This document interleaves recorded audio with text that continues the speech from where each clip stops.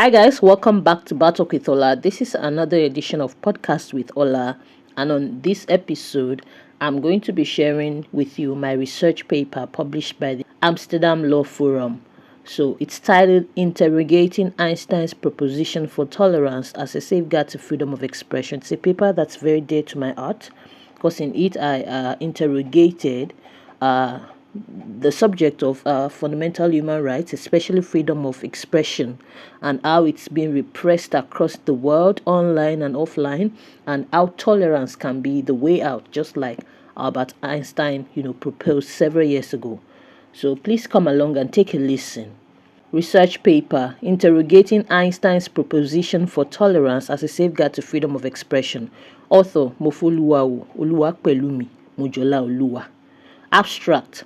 It was Albert Einstein, a world-renowned physicist, who first said that laws alone cannot secure freedom of expression.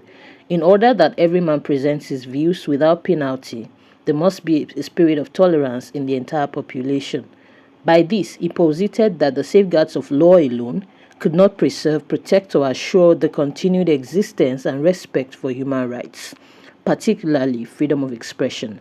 On the contrary, recognition, respect, and protection of the freedom of expression can only be achieved by a concerted effort of the citizenry to tolerate one another's differences despite the supremacy of their human rights.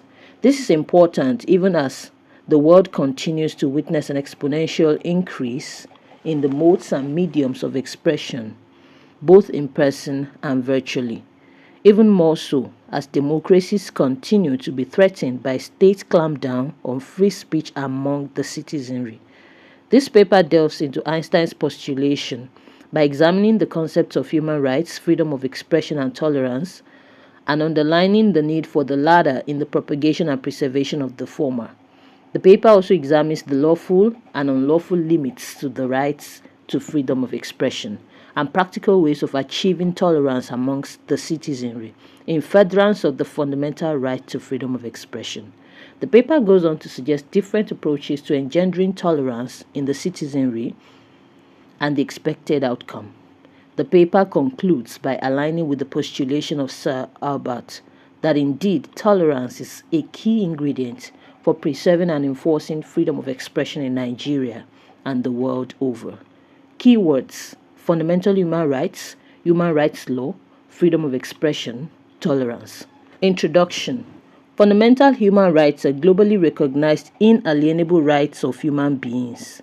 This set of rights are deemed universal because most human cultures and societies from time immemorial possess traces and features of what is now known as the generally accepted body of human rights laws.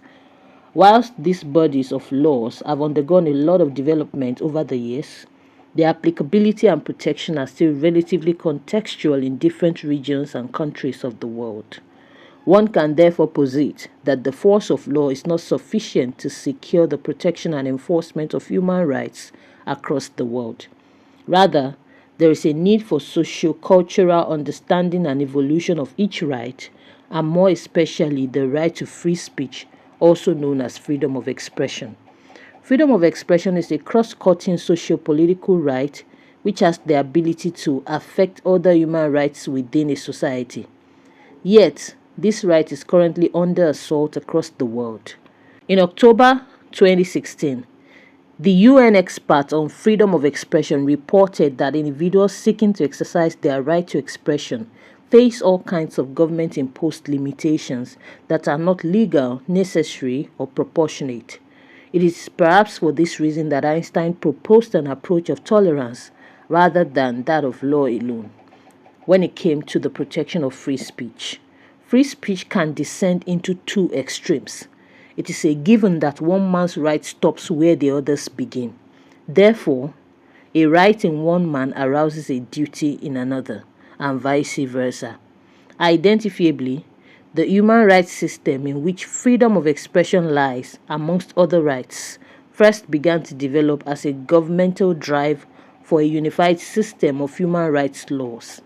As far back as the 1960s, governments across the world, by the instrumentality of international organizations such as the United Nations, the Council of Europe, and the Organization of American States, began to develop and adopt key international and regional declarations and conventions on human rights. Likewise, protection bodies within the United Nations system and human rights movements began to emerge across the world. International human rights organizations such as Amnesty International, the International Commission of Jurists, and the Human Rights Watch were formed to propagate the knowledge of human rights across the world, to advocate for the recognition and protection of these rights, and to openly denounce human rights violations. They also rose to the defense of victims of human rights abuse in different regions of the world. They derived their legitimacy and influence from the attention they garnered from the international press and governments, as well as public opinion. Always at the center of their campaigns, however, was and is the right to freedom of expression. According to Albert Einstein, laws alone cannot secure freedom of expression. In order that every man present his views without penalty, there must be spirit of tolerance in the entire population. That's a quote. Tolerance goes to the root of our humanity, just as fundamental human rights do. A functional society is one in which the rule of law is upheld and fundamental human rights are respected and protected. Einstein therefore proposed that the spirit of tolerance be engendered in society in furtherance of free speech. This paper interrogates Einstein's statement in the light of the conflicting extremes of lawful restrictions to freedom of expression and repression of freedom of expression, and proposes tolerance as the way out of this conundrum. Conceptual clarification. Fundamental human rights. These are inalienable rights of all human beings given rise to by virtue of being human. Human rights are basic rights and freedoms that all people are entitled to regardless of nationality, sex, national or ethnic origin, race, religion, language, or other status. They are necessary for us to live with dignity. Human rights include the right to life and liberty, freedom from slavery and torture, freedom of opinion and expression, the right to work and education, and many more. Everyone is entitled to these rights without discrimination. According to Jack Donnelly, human rights are the rights one has simply because one is a human being. In the words of Boutros Boutros-Ghali in 1993, human rights are the irreducible human element. In other words, the quintessential values through which we affirm together that we are a single human community. As an absolute yardstick, human rights constitute the common language of humanity. Human rights law. Human rights law is the set of laws created to protect and promote human rights domestically, regionally, and universally. The United Nations (UN) has defined a comprehensive set of universally accepted rights and the mechanisms to promote and protect these rights and help member states fulfill their duties. Human rights law. Human rights law is the set of laws created to protect and promote human rights domestically, regionally, and universally. The United Nations (UN) has defined a comprehensive set of universally accepted rights and the mechanisms to promote and protect these rights and help member states fulfill their duties. This set of laws are premised upon the Charter of the United Nations and the Universal Declaration of Human Rights of 1945 and 1948 respectively. The scope and content of human rights law continue to evolve to meet up with modern-day developments even as human societies continue to evolve. Freedom of expression. Freedom of expression is also sometimes called freedom of speech. Although semantically, expression connotes a more comprehensive concept than mere speech. This paper will use both freedom of speech and freedom of expression interchangeably. Liu Xiaobo, the Chinese Nobel laureate, described freedom of expression as the basis of all human rights, the source of humanity, and the mother of truth. According to him, to block freedom of speech is to trample on human rights, to strangle humanity, and to suppress truth. Indeed, freedom of expression can be described as the basis for a network of interrelated rights or freedoms, including freedom of conscience, that is, the right to hold opinions regarding religion or other beliefs, as well as the right to assembly, demonstration, and petition. Freedom of speech is contained in the human rights provisions of most domestic laws and constitutions, regional laws, as well as universal declarations, covenants, and conventions. Article 19 of the Universal Declaration of Human Rights, UDHR, succinctly defines the right to freedom of expression as follows. Everyone has the right to freedom of opinion and expression. This right includes freedom to hold opinions without interference and to seek, receive, and impart information and ideas through any media and regardless of frontiers.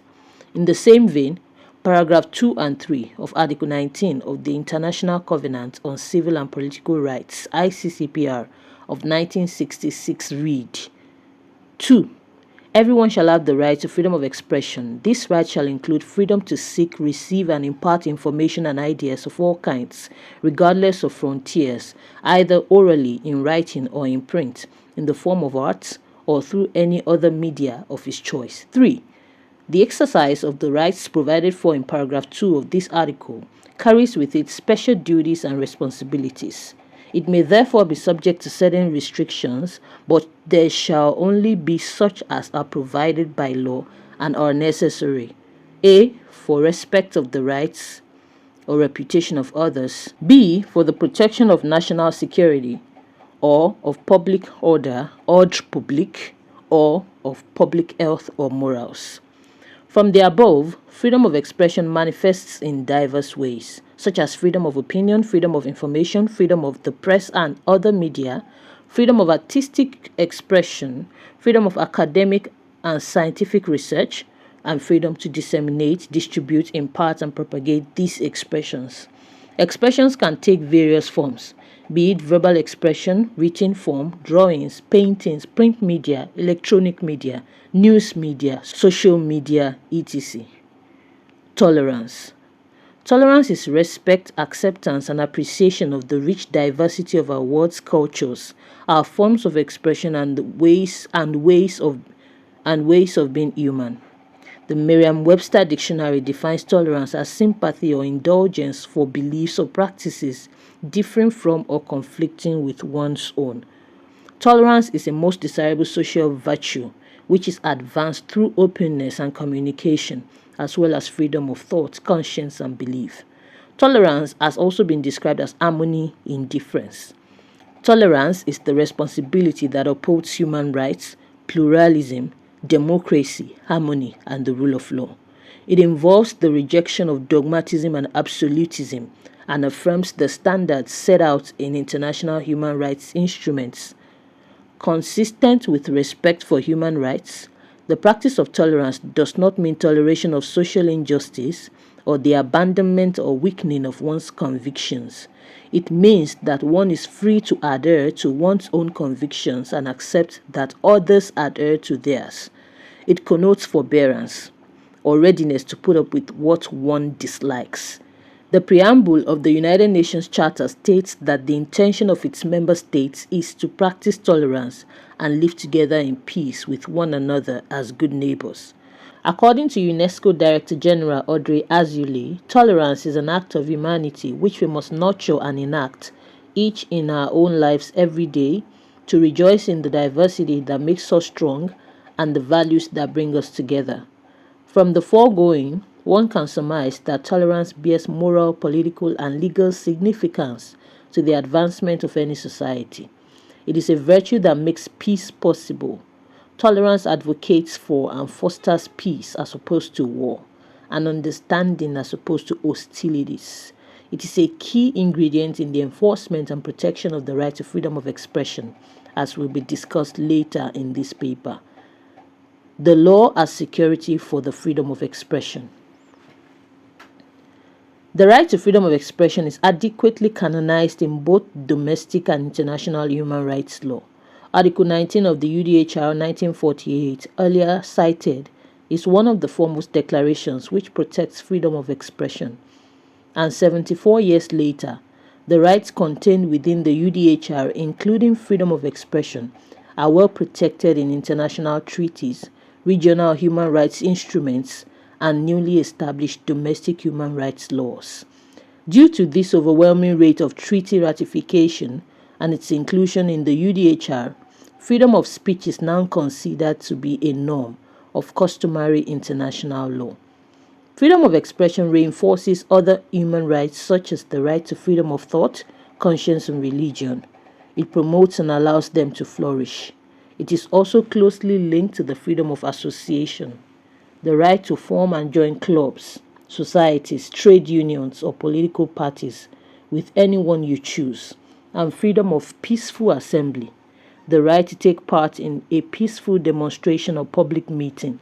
Freedom of expression applies to all manner of expression and ideas, including those that are viewed as offensive by some segments of society.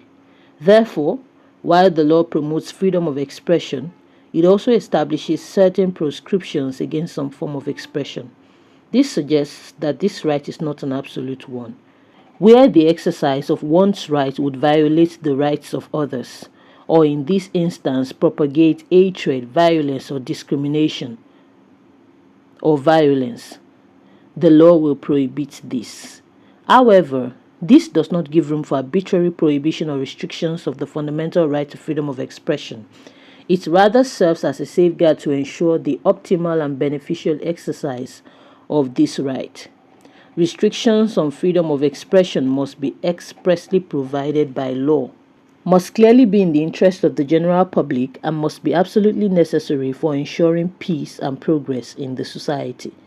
An expansive examination of Article 19 of the ICCPR reveals two things: a statement of the right itself and of the circumstances or instances in which its exercise may be restricted. For instance, every human being or citizen has a right to hold their own opinions and to express them freely without government interference. This means that they can express themselves through every lawful means possible, such as through words, books, the internet, drawings, paintings, radio broadcasts, and social media, etc.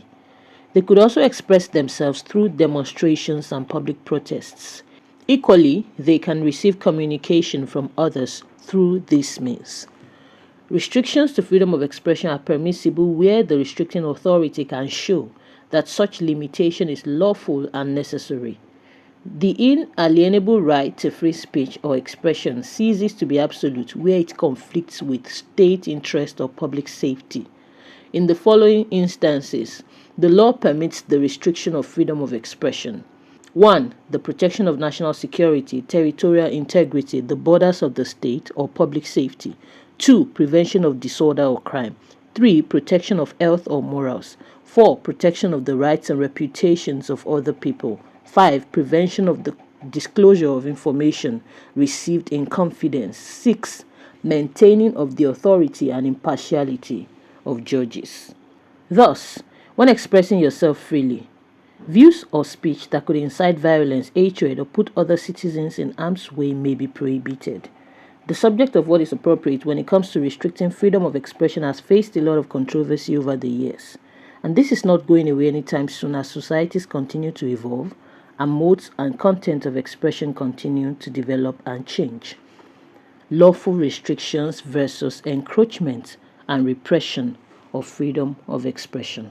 Freedom of expression has always been at the center of human rights activism across the world. The United Nations Human Rights Committee qualified freedom of opinion and expression as indispensable conditions for the full development of the person. Since the Universal Declaration of Human Rights, 1948, the right to freedom of opinion and expression has since been included and protected in all of the relevant international human rights treaties. Free speech connects a string of other human rights and freedoms and can be a pointer to the prevalence of respect for human rights in any society. In legally restricting freedom of expression for any of the reasons listed earlier, the restricting public authority must be able to clearly show that the restriction is appropriate and is as necessary to address the challenge identified with the exercise of free speech. No more, no less. In The Observer and The Guardian versus United Kingdom, 1991, The Guardian and The Observer newspapers published excerpts from Peter Wright's book Spycatcher. These excerpts included allegations that MI5 had acted unlawfully. The UK government sought and obtained a court order to stop the newspapers from printing and publishing further material until proceedings relating to the breach of the confidential government information had been concluded. But when the book was published, The Guardian complained that the continuation of the court order infringed the right to freedom of expression. The European Court of Human Rights declared that the court order was lawful because it was in the interest of national security. However, it also said that this wasn't enough reason for the ban to continue once the book had been published, because the information was no longer confidential. In 2011, the United Nations Human Rights Committee declared that all forms of communication are protected, including political discourse, commentary on one's own and on public affairs, canvassing, discussion of human rights, journalism, cultural and artistic expression, teaching and religious discourse. The ICCPR of 1966 also protects the freedom to seek, receive and impart information and ideas of all kinds, regardless of frontiers, either orally or in writing or in print, in the form of art or through any other media of a person's choice. This protects expression in all forms, including spoken, written and sign language, and non-verbal expressions through artworks. In the cited case, while freedom of expression covers newspaper publications, publication of government secrets could lead to a breach of peace, a threat to sovereignty, and potentially war. As such, the restriction thereof is justifiable. However, in cases where such a publication could expose human rights abuse by the government, restricting the freedom of expression would be tantamount to tyranny and an undemocratic policy. Therefore, the line between lawful and beneficial restrictions of freedom of expression and the suppression of free speech is very thin. Free speech enhances transparency and accountability for human rights abuses. An abuse of freedom of expression can hence only be exposed and curtailed by the exercise of freedom of expression itself. Equally worthy of note is the alarming rate at which governments across the world, even member states of the United Nations, are repressing free speech on domestic soil. In October 2016, the UN expert on freedom of expression reported that individuals seeking to exercise their right to expression face all kinds of government-imposed limitations that are not legal, necessary, or proportionate. Identified targets of restrictions include human rights activists, pressmen, government critics, and private citizens. Governments have a duty to prohibit hateful, inciting speech, but many abuse their authority in order to silence peaceful dissent by passing laws criminalizing freedom of expression. They do so under the guise of counter-terrorism, national security, or religion. In 2018 alone, at least 113 government critics were arrested by the Egyptian government for exercising their free speech to denounce their government's shortcomings. These critics were kept in detention without trial and eventually tried on trumped-up charges of terrorism. In Myanmar, Reuters journalists Walon and Kyoso Ho were arrested in December 2017 for investigating a massacre committed by officers of the Myanmar security forces in northern Rakhine State. They were then charged with breach of official secrets and sentenced to 7 years imprisonment. They were later released after a public and international outcry against this repression of free speech by the government. The travels of Abiri Jones, a Nigerian journalist, at the hands of security agents has been described as representing the height of Nigeria's state repression of free speech and press freedom. Abiri, a newspaper editor, was arrested in August 2016 on accusations of being part of a separatist group and carrying out terrorist activities. Abiri's family and colleagues, however, believe his arrest was in connection with a report he published, which alleged that the country's military was planning a coup against President Muhammadu Buhari. He was detained for 2 years without trial at first, and upon his release on bail, was subsequently rearrested twice and now faces criminal charges of terrorism, economic sabotage, and fraud. More often than not, journalists in Nigeria and across the world bear the brunt of repression of free speech, as their trade requires an amplified level of expression through voice, print, and social media. Journalists and private citizens who are arrested, victimized, and persecuted by the government for exercising their right to free speech are either left to rot in detention or are charged with treason and terrorism. In August 2019, for instance, Agba Jalingo, a Nigerian journalist, was arrested by the Cross River State government and charged with treasonable felony, terrorism, and cybercrime for accusing the governor of diverting public funds. He was later discharged and acquitted in March 2022. In the same vein, the government, through the military, opened fire on innocent and unarmed protesters in October 2020. This act followed a blatant rebuff of the citizens' protest against police brutality, which had lasted for days despite the fact that Nigeria as a country has ratified the ICCPR and the African Charter on Human and People's Rights. Other noticeable acts of repression of the freedom of speech across the world have manifested in form of increased levels of internet censorship and surveillance. The Nigerian government recently banned the social media platform Twitter for 222 days, following the deletion of a hatred-inciting tweet by the President of Nigeria from the platform. An unlikely recourse to blasphemy laws, criminalization of various forms of hate speech, agitations for the protection of religions from defamation as a separate right. Tolerance as an additional and more effective safeguard to freedom of expression. From the beginning, it is evident that the law alone cannot safeguard the right to free speech. This is because the various instances of government clamping down on free speech have mostly been backed by law itself. Therefore, there needs to be a better way out. And as the great physicist posited, tolerance is the way forward. Tolerance facilitates an adherence to one's own convictions and the respect and acceptance of that in others. This means that one will not attempt to impose one's views on others. The Charter of the United Nations affirms in its preamble that to practice tolerance is one of the principles to be applied to attain the ends pursued by the United Nations of preventing war and maintaining peace. In its 1993 session, the UN Assembly declared 1995 the United Nations Year for Tolerance.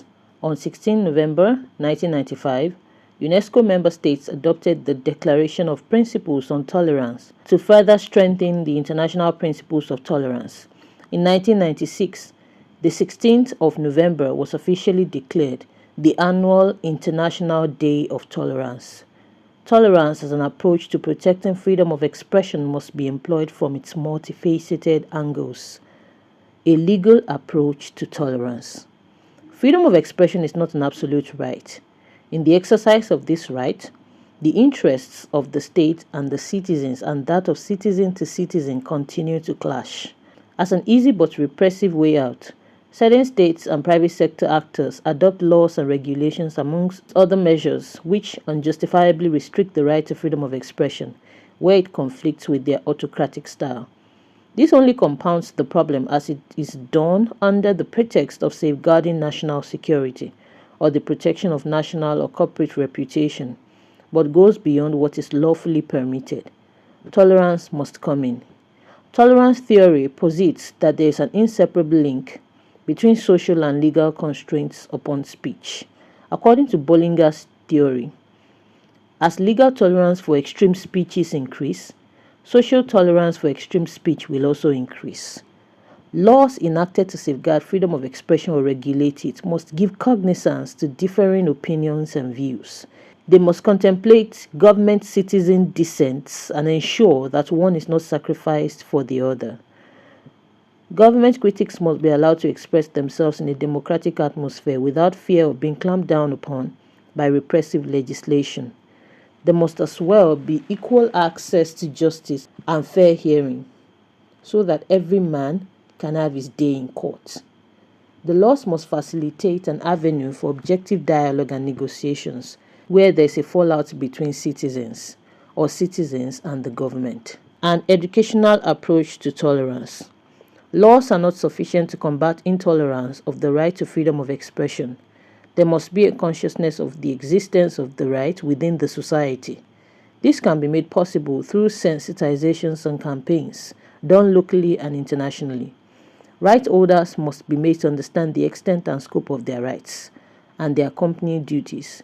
Mahatma Gandhi emphasized that education is the most effective means of engendering tolerance. The first step in tolerance education is to teach people what their shared rights and freedoms are so that they may be respected, and to promote the will to protect those of others.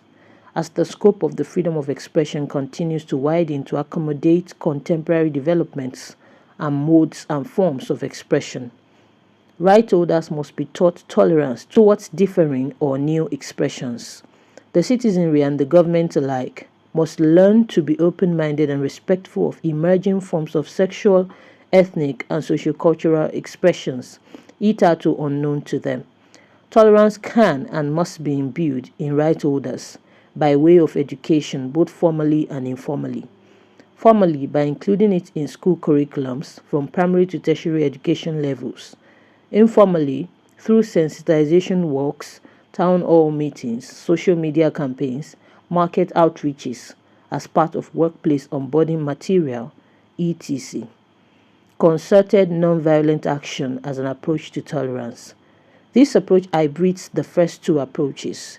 Even as the right to freedom of expression is a universal right, there's a need for concerted action in the form of campaigns, demand for accountability, public solidarity with victims of right repression, and grassroots mobilization for change. Members of society are all part of the solution. Citizens must work alongside governments to drive the change that we want to see through positive action online and offline. Words must match our actions. Weight must be thrown behind democratic governments. Autocratic governments must be openly denounced, and freedom of expression abuses must be exposed, reported, and prosecuted to logical conclusions. Tolerance must become society's watchword if this freedom will be preserved. Conclusion: freedom of expression cannot be secured by law alone, as Sir Albert Einstein has rightfully said. The entire society must be responsible for the security of this right. Laws are made by people to regulate them. Laws can therefore only do so much as people want them to. Consequently, people must approach lawmaking and enforcement with a mind of tolerance. Free speech is the hallmark of democracy. Fear and shame are two potent tools for subjugating and repressing people, and these two thrive in the absence of tolerance. Freedom of expression cannot thrive in a society where citizens are afraid of expressing themselves out of fear or shame, fear of being sanctioned by the government, and shame of being crucified in the court of public opinion. As Grayling rightly opined, both tolerance and free speech are fundamentals for any society aspiring to recognize and respect individual liberties and rights. Without free speech, no other rights get a grip. If one is silenced, one cannot claim, assert, or defend any of one's other rights, or seek remedies for abuse of them. But a society in which free speech is central is a society that must of necessity be tolerant, because it will inevitably happen that, at some point, someone will disagree with or be offended by someone else's utterances. That is an inescapable price of free speech. Only if there is agreement, both in principle and practice, among members of the same society, that they will work to be tolerant about opinions, sentiments, attitudes, and the expression of all three, that are sometimes radically and even offensively different from each other, can there be social cohesion and free speech at the same time. Thus, right holders must exhibit tolerance in the exercise of their rights and the fulfillment of their company duties, as the world continues to seek to balance out competing interests in the exercise of this inalienable right to free speech or expression. Tolerance stands out as the most effective pivot and a very efficient lubricant.